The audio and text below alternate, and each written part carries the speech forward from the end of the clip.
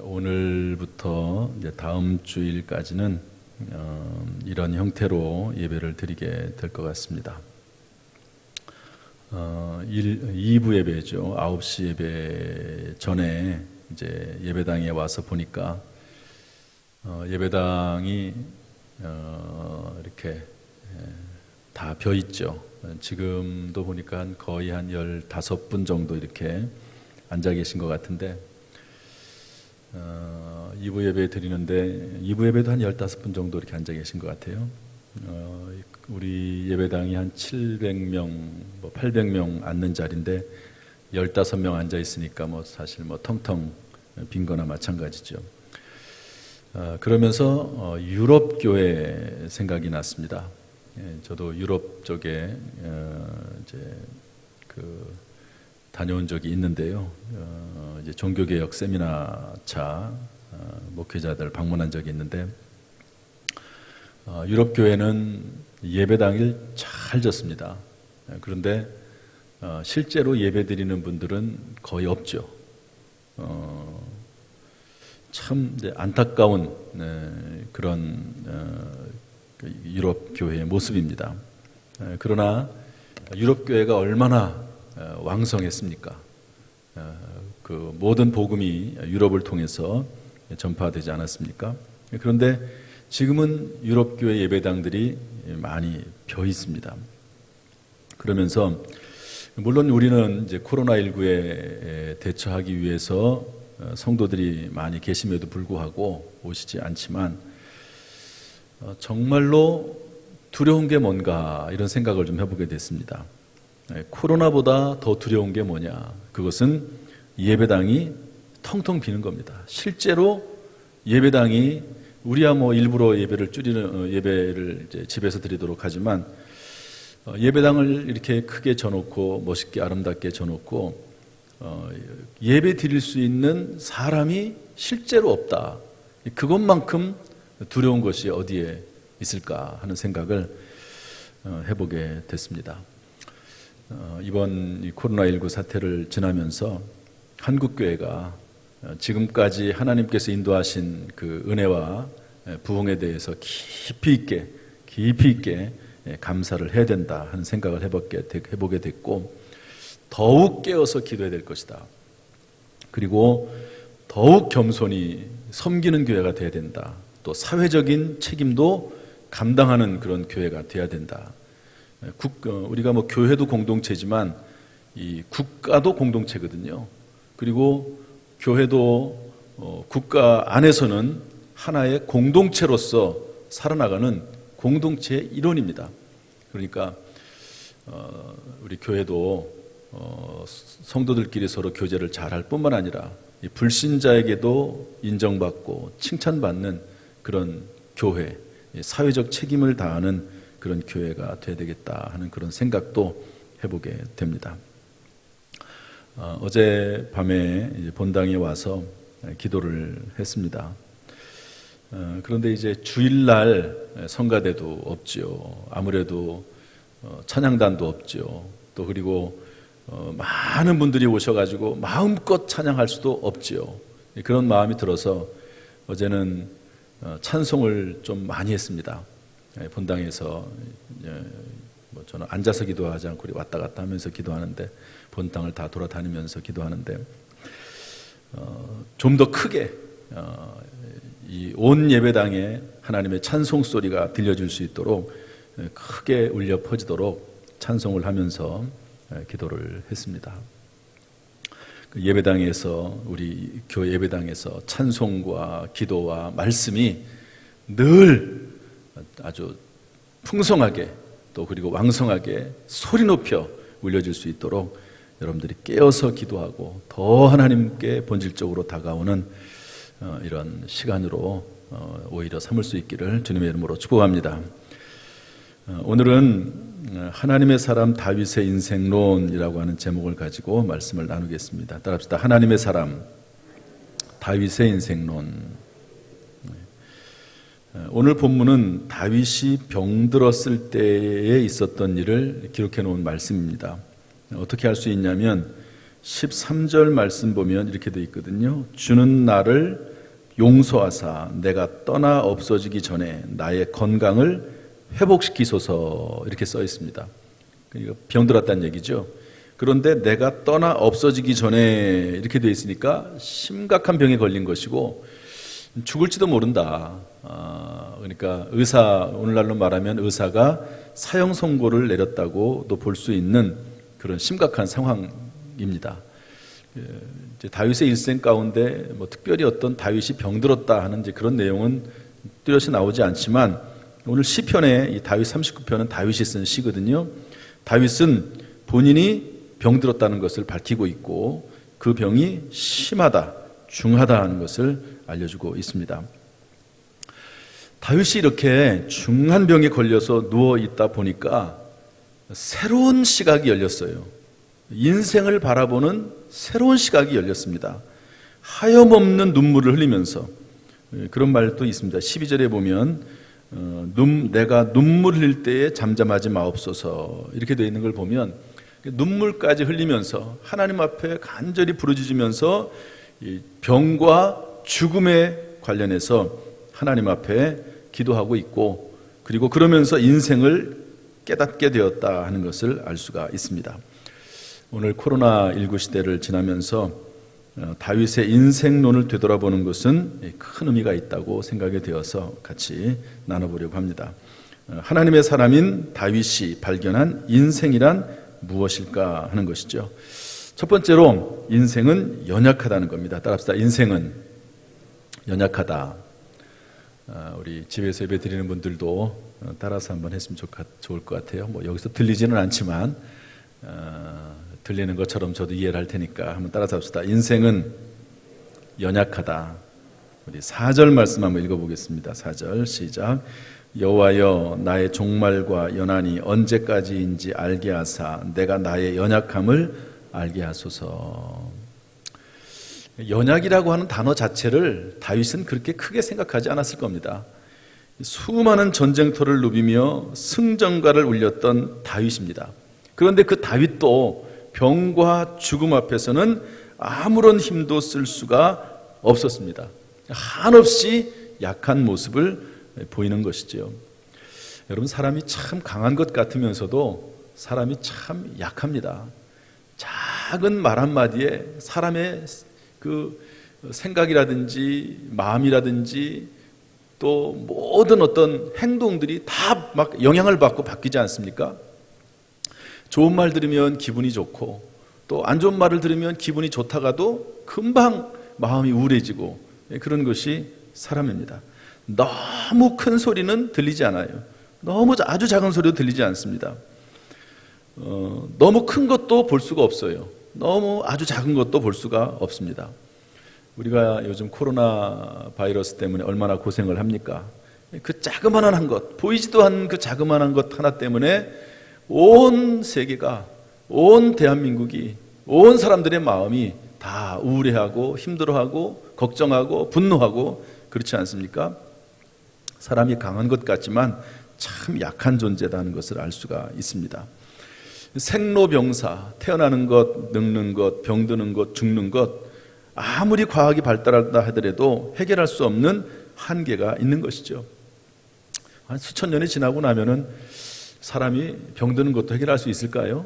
죽는 것도 해결할 수 있을까요? 태어나는 것도 자기 마음대로 사람을 막 만들어낼 수 있을까요? 그렇지는 않을 거라고 봅니다. 성경에 뭐라고 되어 있냐면 히브리서 9장 7절에 보면 한 번 죽는 것은 사람에게 정하신 것이요, 이렇게 되어 있습니다. 그 후에는 심판이 있다고 되어 있거든요. 죽는 것을 어떻게 할 수가 없어요. 내가 죽고 싶다고 물론 자살하는 사람도 있겠지만 내가 죽고 싶다고 마음대로, 내가 태어나고 싶다고 마음대로. 여러분, 우리가 대한민국에 태어나고 싶어서 태어난 게 아닙니다. 태어나 보니까 대한민국에 태어난 것이죠. 생로병사의 문제는 사람이 해결할 수 없는 한계입니다. 그 사람이 참 연약하다는 것을 말씀하고 있는 것이죠. 여러분, 저나 여러분이나 다 연약합니다. 너무 이렇게 강한 척 할 필요도 없고요. 그냥 우리가 원래 인간이 연약하구나, 다 부족하구나, 이런 마음으로 살아나가야 된다고 봅니다. 두 번째, 이렇게 병과 죽음 앞에서 다윗은 인생이 무엇인가? 다윗 인생은 짧다라고 하는 것을 깨달았습니다. 따라합시다. 인생은 짧다. 우리 5절 말씀 한번 읽어보겠습니다. 5절 시작.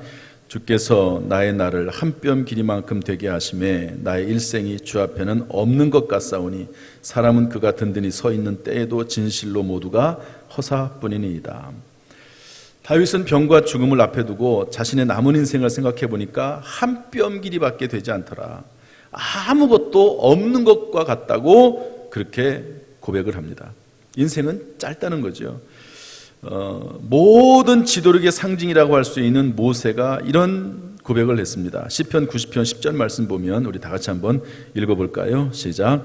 우리의 연수가 70이요 강건하면 80이라도 그 연수의 자랑은 수고와 슬픔뿐이요 신속히 가니 우리가 날아가나이다.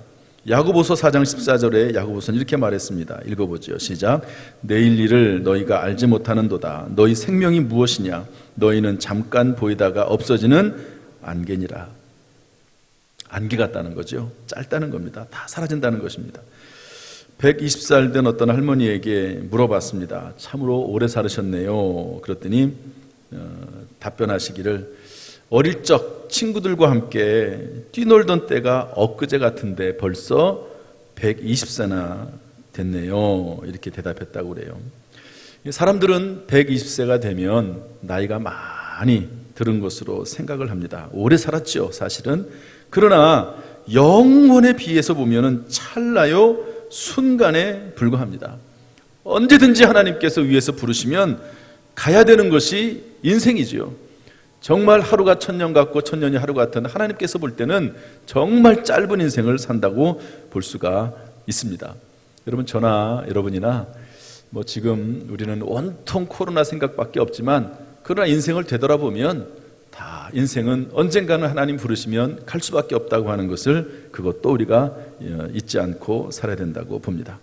세 번째로 다윗은 병과 죽음 앞에 무엇을 깨달았냐면 인생은 허무하다는 것을 깨달았습니다. 따라합시다. 인생은 허무하다. 5절 6절 말씀 한번 읽어보겠습니다. 5절 6절 시작.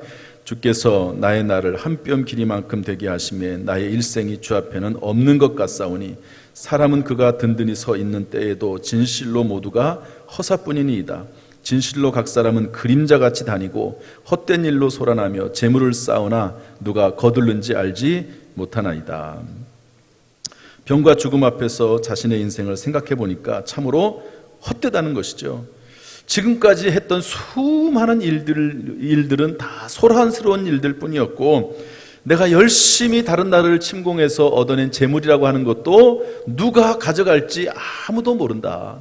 그러면서 말하기를 허사뿐이고 지나온 날들이 그림자 같고 나그네 같다고 말씀하고 있습니다. 이게 이와 비슷한 말을 한 분 있죠. 솔로몬입니다. 모든 부귀 영화의 상징인 솔로몬은 고백하기를 전도서 1장 2절 14절에서 이렇게 말씀했습니다. 한번 읽어보겠습니다. 다 같이 시작. 전도자가 이르되 헛되고 헛되며 헛되고 헛되니 모든 것이 헛되도다. 내가 해 아래서 행하는 모든 일을 보았노라. 보라 모두 다 헛되어 바람을 잡으려는 것이로다. 아멘. 헛되다는 거죠. 여러분, 헛되다는 말은 뭐냐면 다 사라져버린다고 하는 겁니다. 이 땅에 남아있는 것이 무엇이 있겠습니까? 주님 부르시고 그리고 새하늘 새 땅이 열릴 때 모든 것들이 다 사라져버리고 말 것입니다. 이렇게 인생에 대해서 깊은 성찰을 한 다윗이 마지막으로 인생에 대해서 고백하는 말씀이 하나가 있습니다. 그것이 뭐냐? 7절 말씀인데요. 우리 7절 말씀 다 같이 읽어보겠습니다. 시작. 주여 이제 내가 무엇을 바라리요? 나의 소망은 주께 있나이다. 다윗의 인생론 마지막 중요한 내용, 그것은 뭐냐? 인생의 소망은 오직 주께 있다. 따라합시다. 인생의 소망은 오직 주님께 있다. 하나님의 사람 다윗은 병과 죽음 앞에 아무런 힘을 쓸 수 없는 자신의 한계를 깨달으면서 오직 소망이 주님께 있음을 고백하고 있습니다. 그리고 오직 소망을 주께 두는 사람의 자세, 태도와 모습을 우리에게 보여주고 있습니다. 인생의 의미를 깨닫고 인생의 허무함을 깨닫고 나서 소망을 하나님께 두면서 그 소망을 하나님께 두는 사람의 모습인데요, 첫 번째가 뭐냐면 주님께서 이 모든 것을 행하셨다고 하는 것을 인정하는 것, 이것이 바로 인생의 소망을 주께 두는 사람의 모습입니다. 우리 9절 말씀 한번 읽어보겠습니다. 9절 시작. 내가 잠잠하고 입을 열지 아니함은 주께서 일을 행하신 까닭이니이다. 아멘. 주님께서 일을 행하셨다고 하는 것이죠. 다윗이 병들은 거 왜 그런가? 주님께서 그렇게 하신 거죠. 죽을 병에 걸린 거 더구나 어디에서 온 것입니까? 하나님께서 이 모든 것을 행했다고 인정하는 겁니다. 정말 하나님께 모든 소망을 두는 사람은 모든 되어지는 일들에 대해서 하나님의 섭리와 계획이 있음을 인정하는 것이죠. 그래서 다윗은 현재의 상황에 대해서 원망이나 불평하지 않았습니다. 39장 1절 2절 보면 내 입에 재갈을 먹이리라. 내가 잠잠하여 선한 말도 하지 아니하겠다. 이렇게 말을 하고 있습니다. 모든 것을 하나님의 섭리와 계획으로 돌리고 지금은 불평이나 원망할 때가 아니라고 말씀하고 있는 것이죠.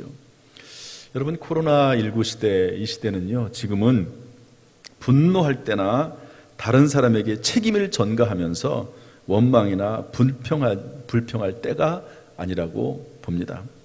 오히려 다윗은 본문 13절에 보면 뭐라고 되어 있습니까? 주는 나를 용서하사, 이렇게 말했습니다. 이 모든 일들이 다 자신이 병들고 죽을 수밖에 없는 상황이 된 것이 내 죄라고 하는 것을 인정을 했습니다. 심지어 성경에 보면 느헤미야 같은 분은 나라 민족의 죄를 자신의 죄로 인식을 하고 그리고 회개 기도하는 것을 볼 수가 있습니다. 이 모든 상황에 대해서 어떤 하나님의 계획과 섭리가 있는 것을 믿고 받아들이면서 하나님께 나아갔다는 것을 알 수가 있는 것을 본문을 통해서 알 수가 있습니다. 사랑하는 성도 여러분, 정말 하나님께 소망을 두는 사람은 모든 상황에 대해서 인정하고 받아들이고 그리고 그 안에서 하나님의 계획과 섭리가 이루어질 것을 소망하는 사람이라고 볼 수가 있습니다. 오늘날 우리에게 하나님께서 이런 마음을 주셔서 하나님의 계획과 섭리가 이루어지기를 오히려 구하는 저와 여러분 될 수 있기를 주님의 이름으로 축복합니다. 이 주기도문에도 하늘에 계신 우리 아버지여 이름이 거룩히 여김을 받으시오며 뜻이 하늘에서 이룬 것 같이 땅에서도 이루어지이다, 이렇게 말씀하고 있지 않습니까? 참으로 이 모든 상황 가운데 하나님의 계획과 섭리와 하나님의 뜻이 이루어지기를 구하고 기도하고 또 하나님 앞에 소망까지 가지는 저와 여러분 될 수 있기를 주님의 이름으로 축복합니다. 두 번째로, 이렇게 모든 소망을 하나님께 둔 자는 모든 일에 대해서 하나님께서 행하셨다는 것을 인정을 하고 눈물로 부르짖으면서 하나님께 응답하실 것을 구합니다. 우리 12절 말씀 한번 읽어보겠습니다. 12절 다 같이 시작. 여호와여 나의 기도를 들으시며 나의 부르짖음에 귀를 기울이소서.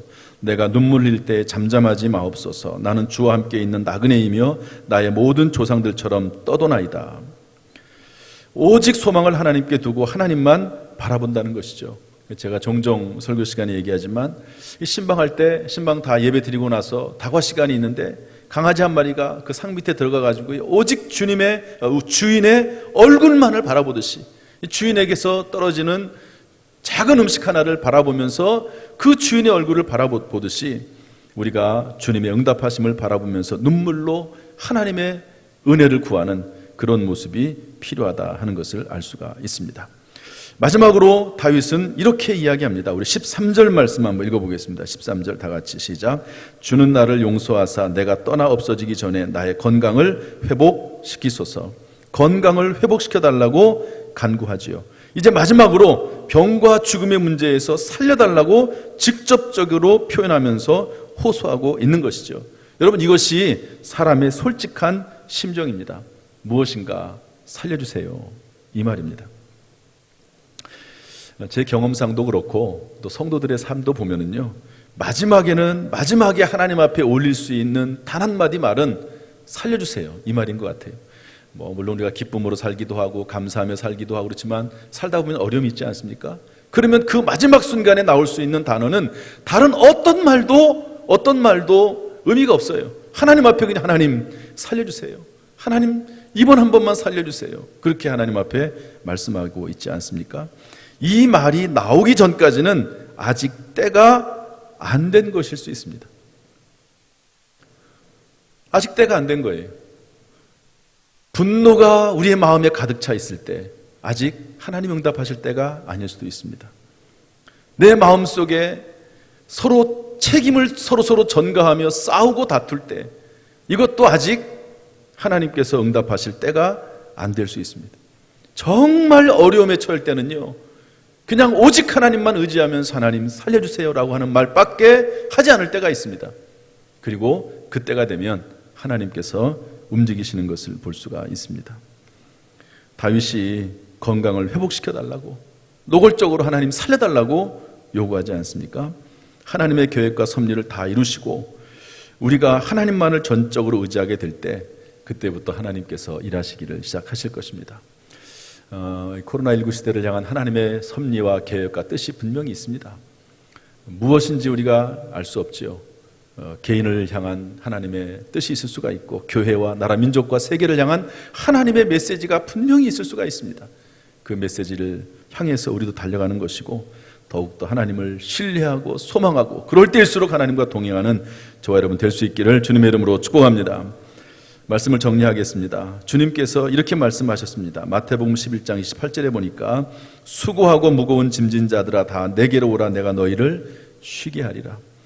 요한복음 11장 25절 26절에 보니까 예수께서 이르시되 나는 부활이요 생명이니 나를 믿는 자는 죽어도 살겠고 무릇 살아서 나를 믿는 자는 영원히 죽지 아니하리라 하리니 이것을 내가 믿느냐. 다 어려운 시대를 살고 있습니다. 보니까 다 어려워요. 믿는 사람이나 믿지 않는 사람이나 다 서로 뭐 조금만 건드려도 막 터질 것 같은 그런 감정적인 연약함을 가지고 지금 살아가고 있습니다. 그러나 그럴 때일수록 수고하고 무거운 짐진 자들아 다 내게로 오라. 나는 부활이요 생명이니 하나님 앞에 생명이 있고 하나님 앞에 부활이 있고 그리고 참된 만족과 평안이 하나님께 있음을 우리가 깨닫고 어떤 일을 만나든지 어려울 때일수록 오히려 더 우리 주님 예수 그리스도 안에서 자유와 평안을 누리는 그런 은혜가 있기를 주님의 이름으로 축복합니다. 우리 모든 성도들에게 하나님께서 그런 자유와 평안의 은혜를 주시기를 주님의 이름으로 축원합니다.